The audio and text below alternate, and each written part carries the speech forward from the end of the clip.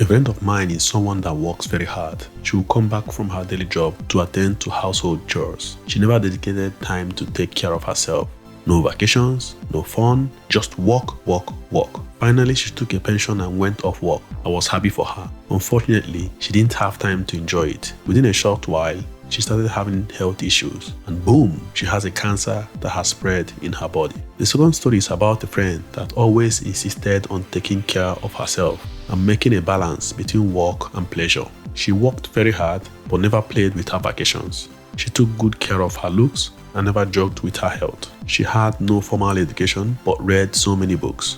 She doesn't have challenging health issues, and she has not changed her perception of life. Let's get a few useful tips from these two stories. Number 4 is my best. Let me see yours. When you take a trip to the hospital ward and see people in critical condition, you understand how lucky you are to be healthy. One of our patients was getting ready for her son's wedding the following day. She went to a stylist, fixed her hair and nails. Unfortunately, she tripped and fell, which resulted in internal bleeding in the brain. That incident left her in the hospital for almost 1.5 months. Tip number 1: every day is a gift.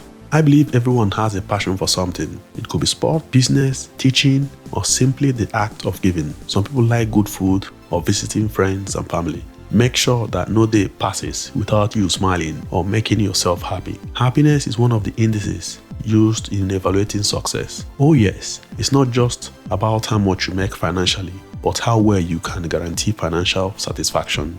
Tip number 2: do what makes you happy.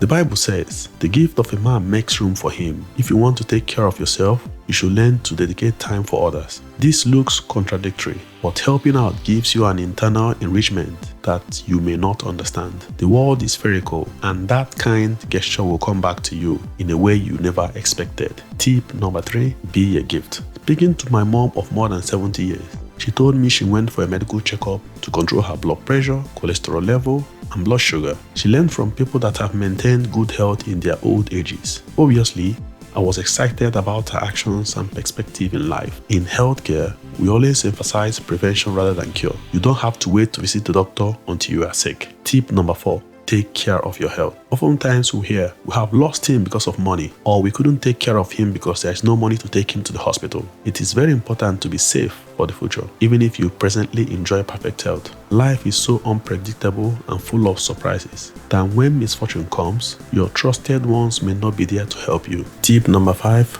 opt for health insurance. Please take care of yourself while you are still alive. Life is short, but it's beautiful.